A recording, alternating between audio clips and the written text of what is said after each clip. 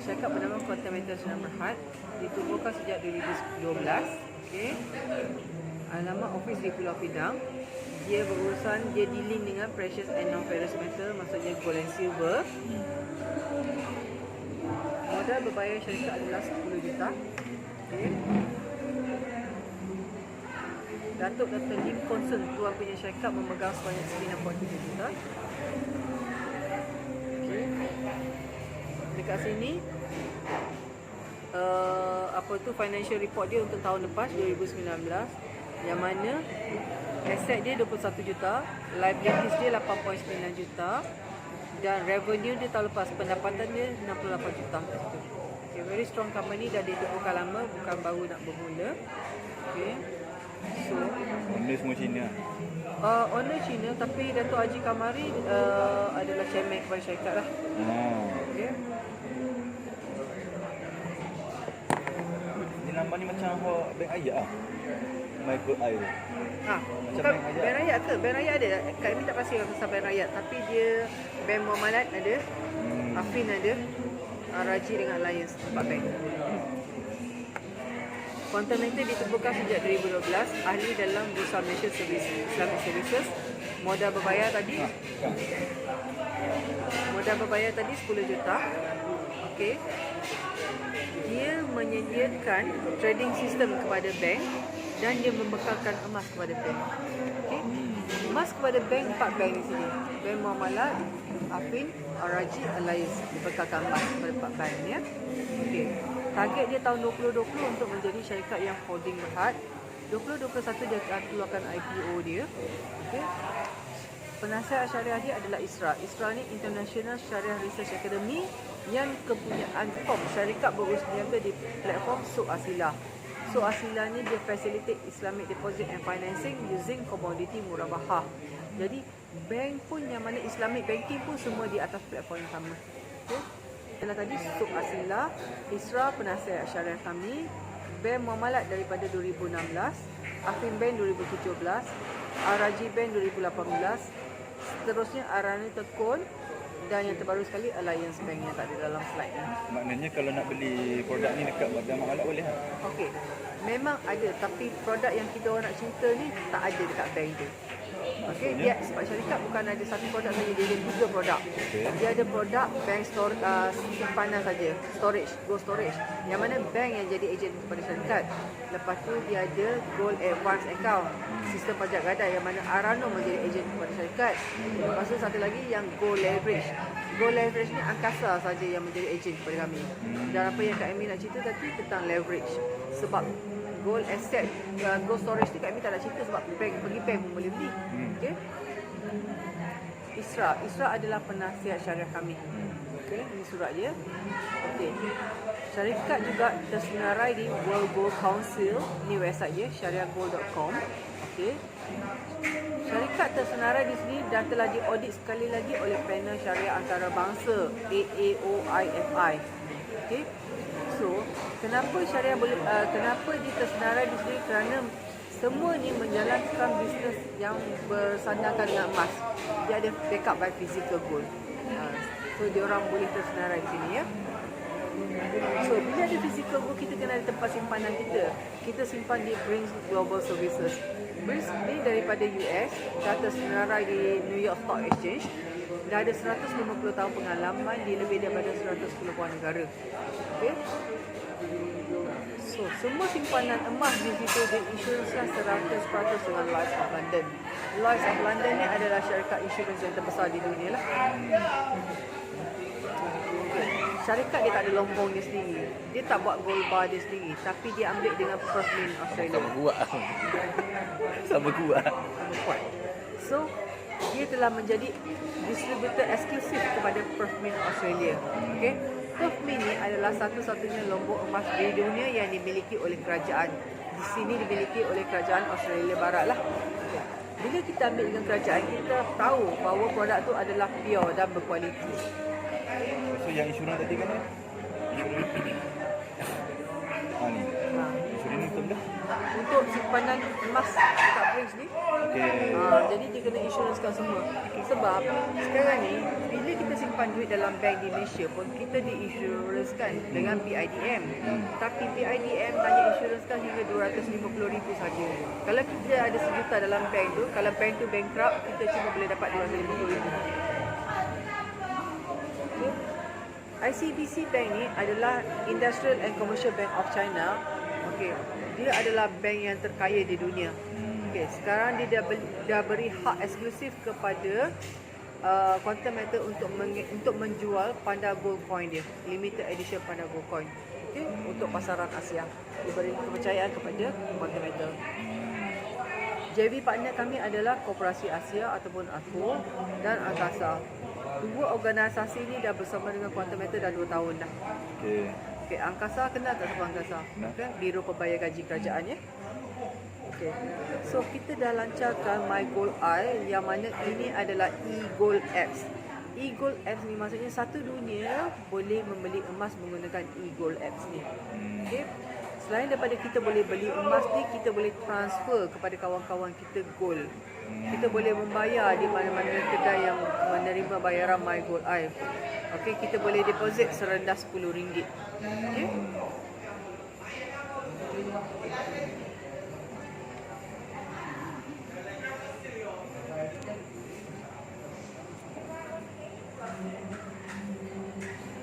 Ini salah satu contoh video MOU bersama. Kenapa tak ada? Oh, dah tutup dah.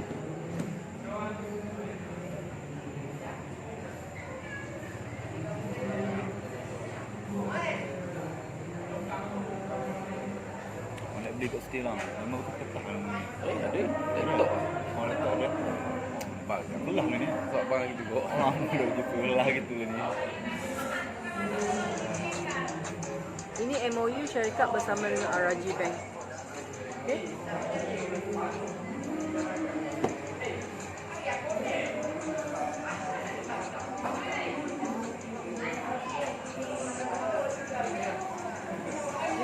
So, selain daripada ni boleh tengok lagi beberapa video YouTube bersama dengan ICBC Bank, bersama dengan AKO tadi, Koperasi Asia, bersama dengan ABC Bullion, bersama dengan Angkasa 2018. Semua ada.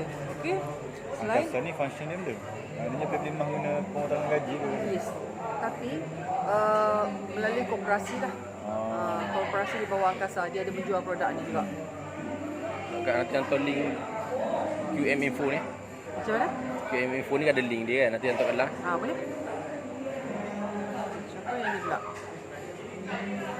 Yang ni Facebook Alliance Bank pada 1 September ni, apa yang dipostkan di sini maksudnya siapa yang beli dan siapa yang buka akaun di Alliance Bank akan dapat emas percuma di Quantum Metal. So agent bank adalah agent kepada syarikat. Tapi produk dua tu lah. Bank storage. So dia adalah agent kepada syarikat untuk penyimpanan emas. Okay. So biasa kita dengar syarikat adalah agent kepada bank. Biasanya website ataupun Facebook syarikat dah. Yang ni Facebook bank sendiri ya. Okay. Selain daripada tu, contoh yang ni pula. Ini adalah press release daripada Bank Muamalat. Muamalat melancarkan My Gold Eye. Okay. So bila dia nak melancarkan satu produk baru, dia akan melakukan press release lah untuk surat khabar semua kan. Okay. Dekat sini dia kata the bank is an agent via Perth Mint Australia Authorised Distributor Quantum Metal. Kat sini dia dah stated dah bank adalah agent. Okay. Jelas kan? Okay. So kalau kita tengok dekat apa yang syarikat ni offer kepada kita sebenarnya,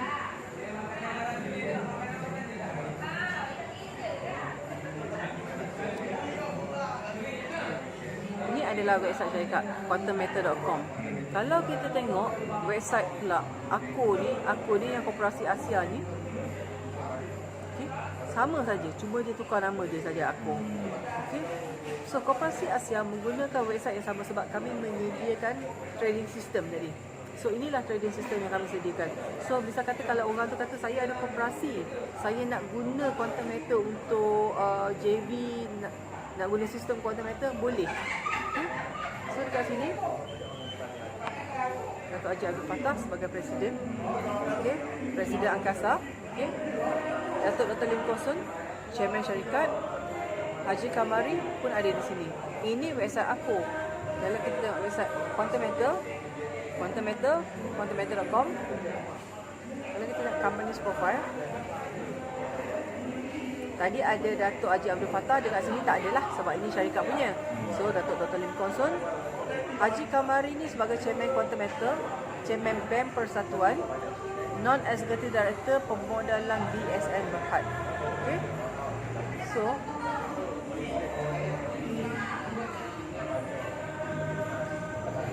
dia ada tiga produk di sini.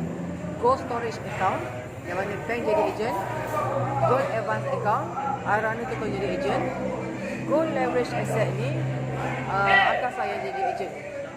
Harga akan dikeluarkan setiap hari kecuali Sabtu dan Ahad. Dalam pukul 9.30 hingga 9.45 pagi dia akan keluarkan harga mengikut harga dunia, ikut London Gold Spot Price. Syarikat akan ambil keuntungan 3% daripada harga ni untuk ditawarkan di Gold Leverage. 3% daripada yang ni. Tapi untuk Gold Storage dia akan ambil 7% daripada harga 7%. Tapi bila kita jual dia akan ambil harga dunia. Dia tak ada markdown. Okey. Rate ni bank pun pakai rate ni lah. Sama. Harga yang sama. Yep. No, sorry. Bank mungkin akan berbeza sikit. Dia akan ambil keuntungan dia sendiri. Ini syarikat yang offer. Jadi kat sini, apa yang kami nak cerita adalah Gold Leverage Asset. Sebab produk ni adalah satu-satunya produk yang di dunia yang tak ada kompetitor untuk kami. Gold Leverage ni bermaksud pinjaman. Maksudnya dia pinjam dan gandakan modal kita 10 kali ganda. Sebab dekat sini kita keluar modal 1, syarikat pinjamkan kita 9 untuk jadikan 10. Okay, dia leverage kan. Okay. Dia akan jual ikut unit. So satu unit bersamaan dengan US dollar $250. Yang mana kita tengok dekat sini lah. $250. Okay. Okay, $250 dengan exchange rate semasa akan jadi 1038.5. Okay. Jadi 1038.5. Okay. Lepas tu syarikat akan charge kita fee, advance fee. Advance fee ni adalah 3.5% untuk setahun. Okay. Yang ni atas yang ni. Okay. So total yang dia akan charge kita adalah RM327.13. Okay. So kalau kita kira yang ni 1038.5 campur dengan 327.13, kita kena bayar 1365.63. Okay. Yang ni pula, yang 327 adalah sebenarnya 9% dia sehari. Sebenarnya dia rancang juga. So dia akan tengok berapa hari kita pakai pinjaman yang diberikan kepada kita. Kalau kita pakai 30 hari, 9% darab dengan 30 hari lah. So kita nak tahu pula berapa gram emas yang kita akan dapat. So 1038.5 ni kita akan bagi dengan harga emas masa 262.67 segram. Okay. So 1038.5 bahagi dengan 262.67. Kat sini kita akan dapat 3.953 gram emas. Okay. So modal 1365.63 ni kita pergi dua tempat. Contoh yang kami tanya orang sini biasa pergi ke Arifin. Okay. Dan kita pergi ke Quantum Meter. Okay. Di Arifin kita akan dapat 3.953 gram emas. Di Quantum Meter kita akan dapat 39.53 gram. Disebabkan oleh leverage kita. Kita beli dengan harga RM260 segram. Okay. Okay. Tapi kita tunggu kenaikan harga, contoh sehingga RM40 kenaikan harga baru kita jual. So kat sini darab dengan 40, So berapa untung kita dah dapat? 1.953 darab pada 40, RM158 kan.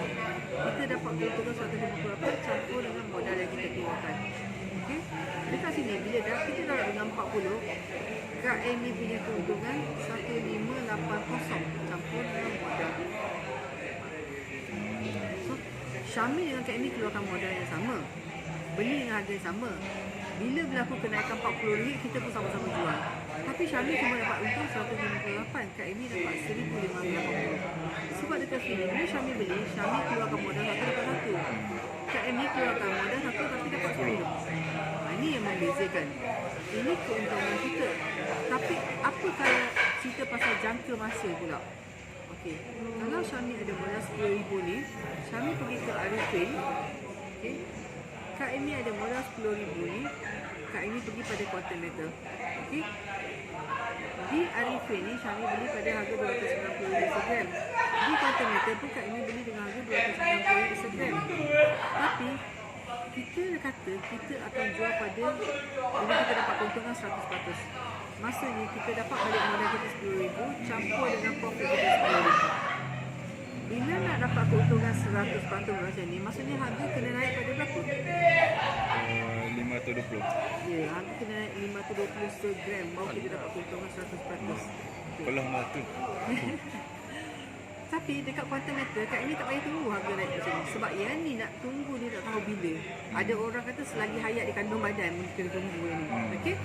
Tapi di quantum meter, Kak Amy cuma tunggu harga naik macam ni sahaja. Harga emas baru ni pernah naik RM290 lebih. Kalau yang ni mudah-mudah ia boleh capai. Singkat saja masa menunggu. Kenapa? Harga emas selalu naik tak? Okey, selalu naik.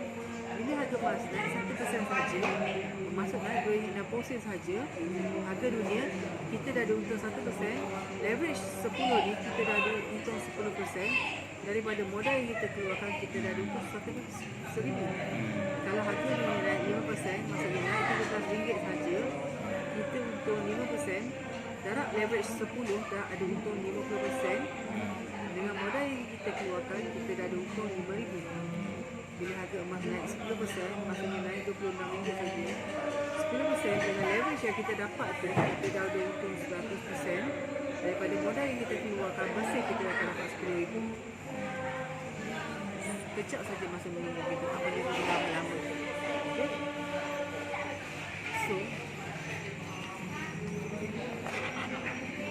semua orang akan buat simpanan mereka dekat ASB. Ada simpanan dekat tabung haji. Okey.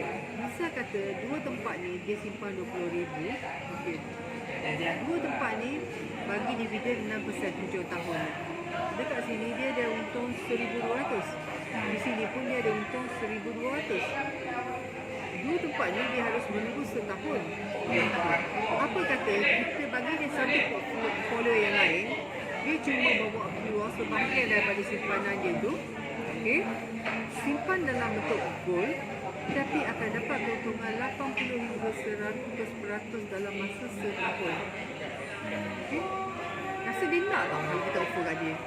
Mesti dia nak, sebab akan ada portfolio yang lain akan bagi kita pulangkan seperti ini. Sebab gold selama 10 hingga 15 tahun yang lepas, dia dah akan naik 10-15% setahun. Okay, per year.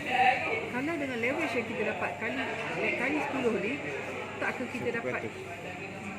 Okay. So, dia boleh tunggu setahun di sini, dia boleh tunggu juga setahun di sini. So, konsep saya sangat simple. 1 campur 9 bersamaan dengan 10. Kalau kita keluarkan modal RM10,000, dalam akaun kita akan ada emas bernilai RM100,000. So, syarikat keluarkan modal dia RM90,000. Dalam masa kita menunggu ni, modal dalam dalam akaun kita dah ada RM110,000 dah. Kita pun nak withdraw, automatik syarikat akan tolak 90k bila kita withdraw. So dekat sini baki 20,000. Baki 20,000 sebenarnya adalah modal campur dengan contribution. Kenapa? Sebab bila kita kata kita nak jual saja, terminate saja ni, modal ni company akan immediately pulangkan balik kepada kita. Dia tak akan pegang modal. Di sini yang dia mendapati hukum syariah. Bila kita melakukan satu penjualan, kita kena ambil balik modal kita. Okay? So, 20,000 yang kita dapat ni, first kita boleh withdraw ke dalam account bank. Yang kedua, kita boleh ambil emas. Yang ketiga, kita boleh reinvest balik. Okay. Reinvest balik, kita dah bermula dengan modal 10,000.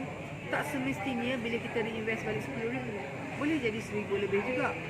Kalau kita tak nak reinvest pun tak ada masalah. Dia tak ada term and condition di sini. Masa menunggu ni pun tak ada term and condition. Kalau harga masuk hari ni, besok dah naik harga pun terus boleh jual. Okay.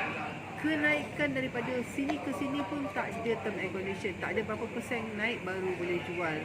Tak ada pun kata kalau rugi tak boleh jual. Rugi pun tetap boleh jual. Okay. So kita tengok contoh apa yang berlaku dalam market sekarang.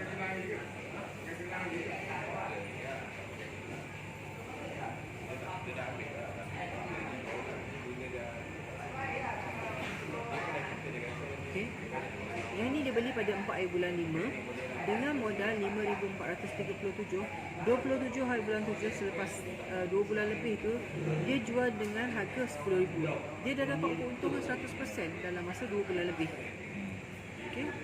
Yang ni pula dia jual 17 hari, dia beli 17 hari bulan 7 dengan modal 9,000. Dia jual 29 hari bulan 7, 12 hari 10,000. Untung 10%. Okay. Yang ni pula 13 hari bulan 5 beli 1,000, jual 28 bulan 7, selepas 2 bulan dapat untung hampir 100%. Okay.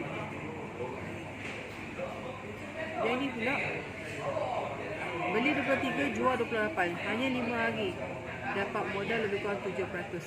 Okey lah, kat sini company tak kata pun bila untung sikit kena tak boleh jual. Apa berlaku pula kalau akaun yang kerugian? Contoh yang ni, akaun ni dia beli dengan harga 1 unit saja.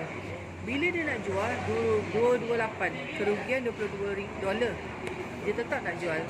Bila dia jual, company akan bagi dia quotation. Okey. Contoh dengan quotation yang ni, beli pada 25 bulan 9 dengan harga 1,000, nak jual pada 6 bulan 10 dengan harga 949. Kerugian $92. Okey. Dia kata okey, withdraw. Bila dia withdraw tu, hari yang sama 6 hari bulan 10 duit masuk dalam akaun dia. Tapi ada 1,200 sebab dia terlebih bayar daripada interest yang dia bayar tu. Fee tu ada lebihan. Itu yang dia dapat. So, syarikat akan pulangkan lebihan tu. Okay. So dekat sini, yang ni yang Kak Ibi kata, bayar yang ni, kalau kita pakai untuk 30 hari saja, dia akan charge kita 30 hari. Maksudnya dekat sini dia akan charge kita RM27 saja. Lebihan 300 dia akan pulang balik dalam akaun kita. Okey. So, jelas di sini. So konsep kita sama juga dengan ASB. ASB kita pinjam RM200 misalnya. Setiap bulan kita bayar RM1,000. Kali dengan 12 bulan yang kita dah bayar, kita dah bayar RM12,000. Bila kita dapat dividen, okay, misal kata dividen kita dapat 6% hujung tahun ni, dia akan bayar atas yang ni kata yang ni. Atas yang kita dah bayar RM12,000 atau atas RM200,000? Dia akan bayar atas RM200,000. Dia bukan atas RM12,000. So kita dapat keuntungan lebih. Okay. Sama juga dekat sini.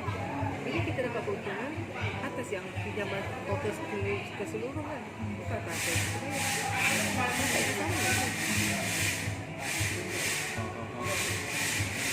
Jadi hak ni dia ada lot-lot pun apa? Lot. Unit. Ni untuk 1 unit. 1 unit. Untuk 1 unit. Minimum. Jadi minimum 1 unit lah. Minimum 1 unit. Okay. So 1 unit ni minimum kena bayar RM certificate. Ni paling minimum. Okay. Jadi kalau Kos orang dia ada package.